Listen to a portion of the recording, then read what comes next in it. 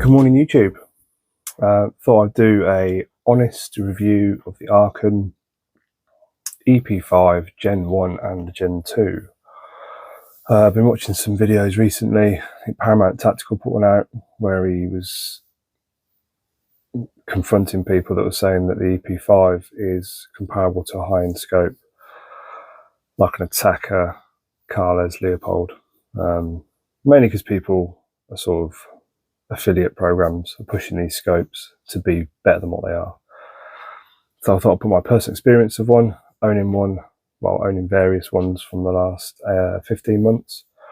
So first bought one in May 2024, EP5 Gen 1 in MOA flavour.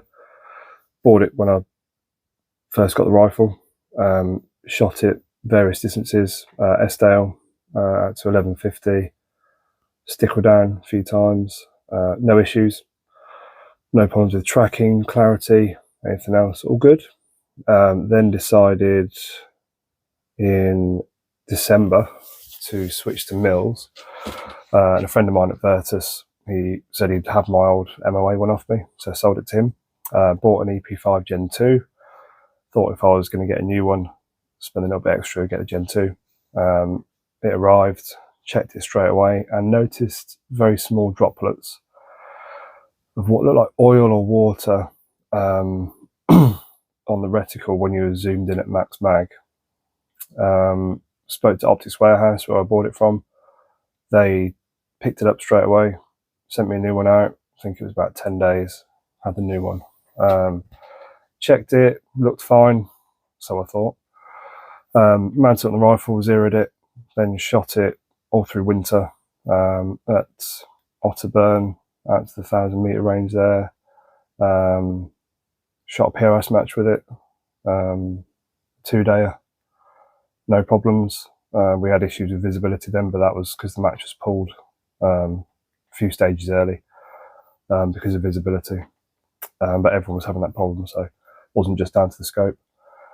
Then carried on, did my load development, no problems. Then shot it on a very sunny day up in Northumberland, which is very rare, at Otterburn again, out to the mile range, and noticed at full mag in bright sunny conditions again, there was very fine droplets, or like oil, on the lens. Spoke to Optics Warehouse again. They took it back, came and collected it, didn't have to pay a penny. They picked it up. I think it was a 7-day turnaround.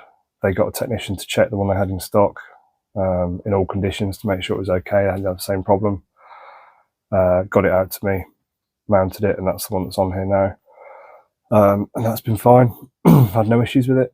Had it out at distance. Shot a PRS match last month. No problems with it. So I just thought I'd do an honest review, because I do see some reviews where people are pushing these as the next best thing. They compete against the Attackers, the Carles, Leopolds, Zicos. But that's my honest feedback on it, is that I'm on my third Gen 2. The Gen 1's been golden. A friend I sold it to, he's got it on his Ruger American Gen 2 in 22 arc. Thinks it's great. He really gets on with it. And he's thinking of putting them on his other rifles. I do have the SHJ 4J Gen 2 6-24 on my 223. That's been fine. That's been really good. No issues with that. Had that since October last year. Haven't put as many rounds through it. But it's a good scope for the money. For sort of sub £300, it's bang on. With this one, this rifle's had just shy of 1,200 rounds through it since last May. Roughly half and half with the Gen 1 and Gen 2. Obviously the Gen 2, you can't really say I've had 600 rounds with this scope, because this is the third scope in the Gen 2, so this one's probably had not quite the most through it. It's getting up there though, with the load development I've done on it. And it's been fine. Never had any tracking issues. Return to zero is always golden. I'm not going to go into how to set the zero stop on it, because there's hundreds of videos on how to set the zero stop and the functionality of the scope, and people with trigger cams showing you through the scope views. This is just my experience and what I think, where I think this scope fits in. So when I first started shooting, or long range shooting, obviously it's an expensive hobby. It's as expensive as you make it, but it's not the cheapest to do. Ammunition isn't cheap.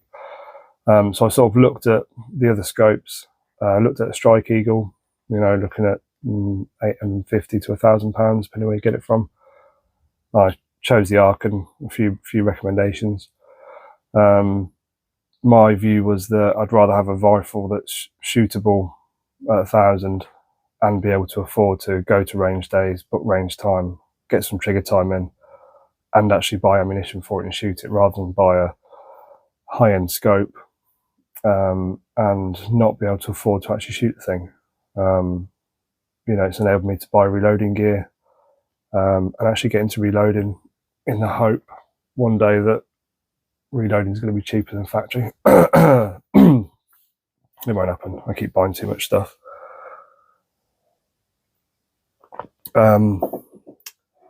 So yeah, it's enabled me to actually shoot rather than just leave this rifle with a amazing bit of glass on it in the cabinet and never shoot it. I'm not a top shooter. I'd like to be one day, but the rifle as is with that scope's going to outshoot me. I'm always the variable that's going to pull that shot. It's not going to be the scope. Even if I put a £200 scope on it, if I put that SH4J Gen2, that's going to outshoot me. I'm not going to notice that many. In PRS, there's that many variables with body position, natural point of aim, breathing, trigger control. That I'm the weak point. So I think from that point of view, everyone thinks they're better shooters than they are a lot of the time. Why not just buy a budget scope and get out and shoot as much as you can? My idea when I bought this was that I'd rebarrel it by the end of this year. Luckily, I reckon I've probably still got another 1,000 rounds on it, hopefully. I'm not running a hot load. So it's enabled me to shoot, as they say, shoot the shit out of it.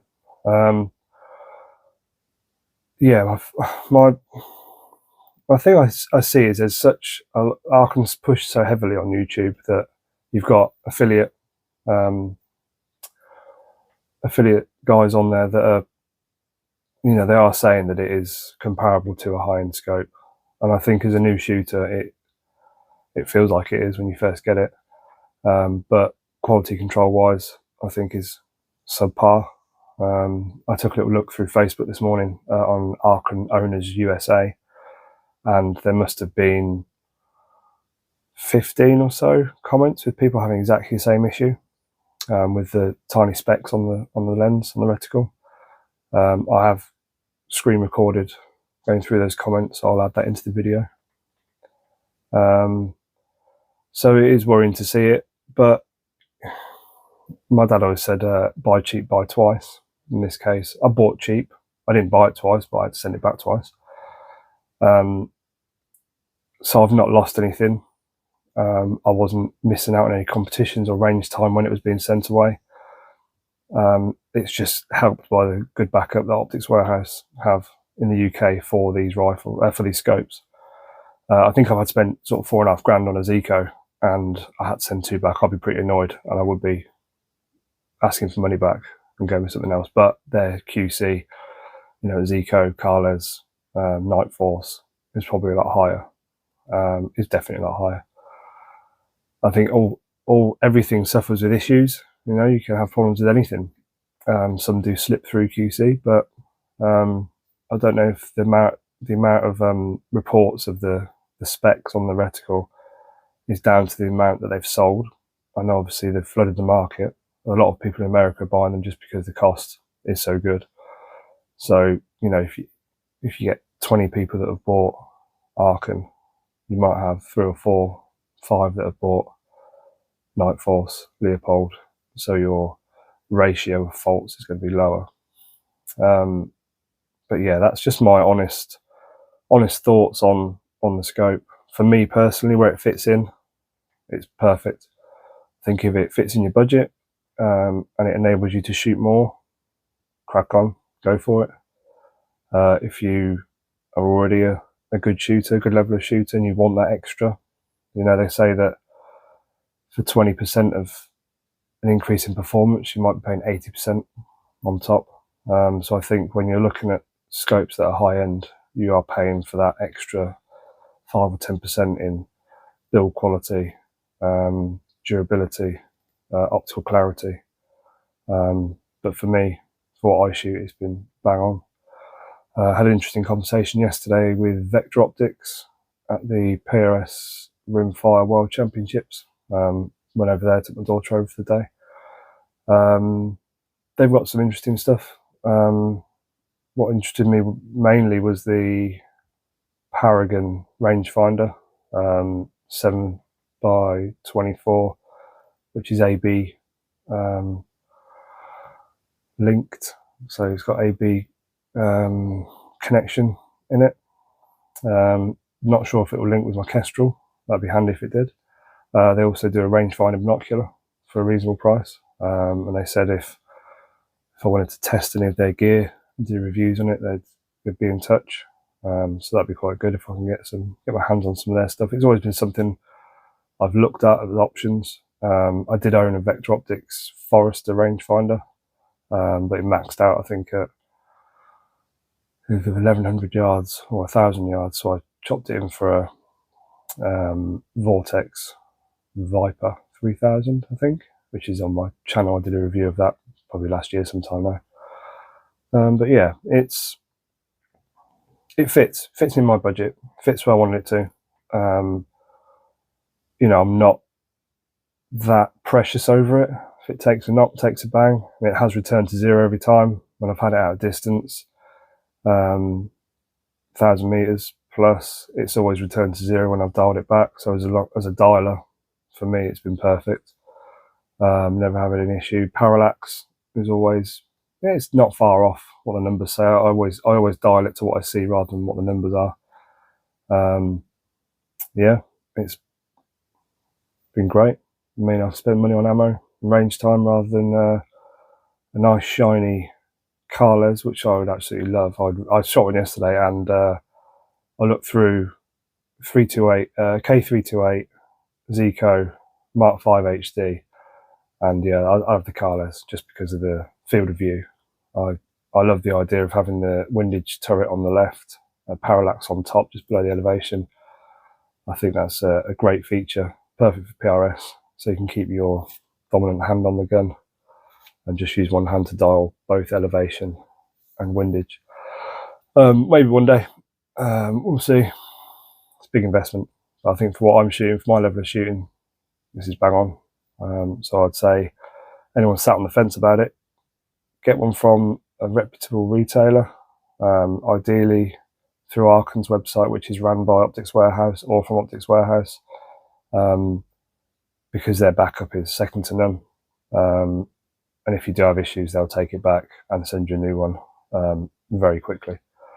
So I think, you know, if it fits in your budget, if you want to go more expensive, go more expensive. But if you're fairly new, slap one on, you won't be disappointed. It'll get you out to range, and it'll get you shooting, which is the main thing. Having the money to spend on shooting is, in an already expensive sport, is key, I think. Not overstretching yourself. It is a sport, much like any other sports and hobbies with fishing, where kit is top. People see kit and equipment, then training. I think training and range time needs to be above everything else.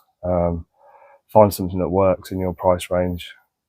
Don't think about snobbery for it, and just go for it. Shoot the snot out of it and get your fundamentals up. And then upgrade your equipment as you go. You know, it's a sort of sport where you can do that.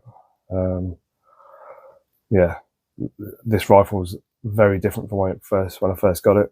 I did have some really dodgy stuff on it, with the M-lock rails that I 3D printed that are a bit shady. But yeah, just go for it. Get out and shoot is my recommendation.